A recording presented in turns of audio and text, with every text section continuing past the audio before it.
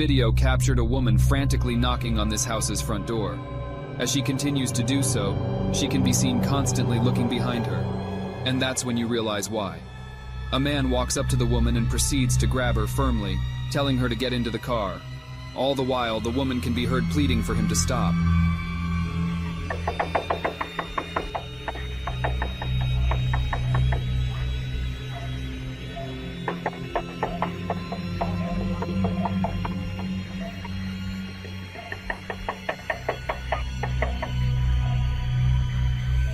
Please, no,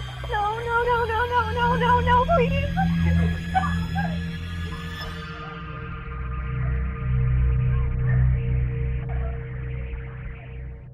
The man in the video was later identified to be 20-year-old Viktor Kucinich, and he would ultimately be charged with third-degree felony kidnapping.